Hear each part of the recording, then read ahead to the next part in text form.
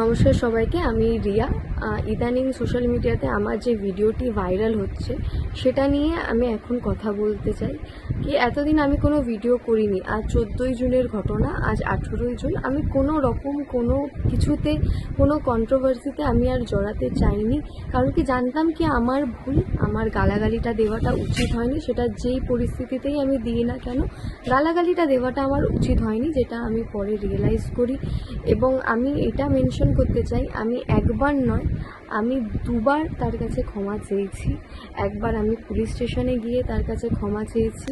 একবার যখন আমার বাড়ির সামনে প্রায় 150-200 জন লোক জমা হয়, তখন আমি সরি চেয়েছি।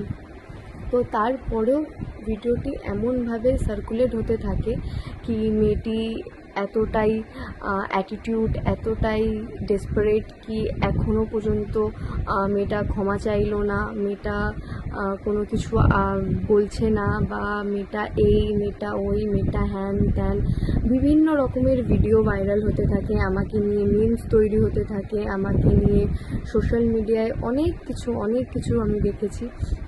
যাই হোক, যেটা সবাই দেখেছেন। কিন্তু আমার যেটা এখন কথা, মানুষ না জেনে ভুল জিনিস ছড়াচ্ছে, তো মানুষের সঠিক জিনিসটা জানাটা খুব দরকার। কি সেদিনকে কি হয়েছিল, কি কথায় কাটাকাটিতে আমি গালাগালি দিয়েছিলাম। কারণ কি একটা মানুষ তো বিনা কারণে কোনো রাস্তায় চলে যাওয়া লোককে গালাগালি দিতে পারে না।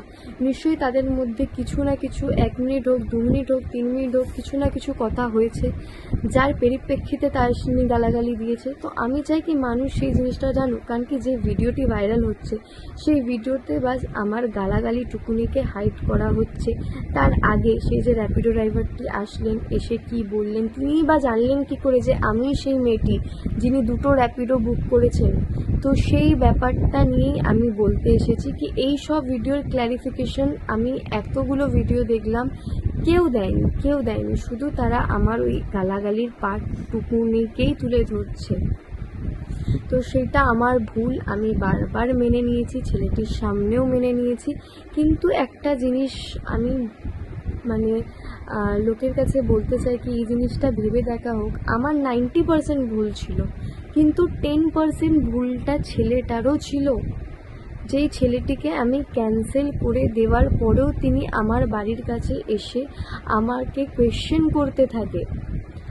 আজ আমাদেরকে যখন র্যাপিডো, উবের, ইনড্রাইভ এই সমস্ত অ্যাপ যখন ক্যান্সেলের অপশান দিয়েছে, আমি যখন ক্যান্সেল করে দিয়েছি, তারপরে সে আমার বাড়িতে এসে আমার লোকেশনে এসে সে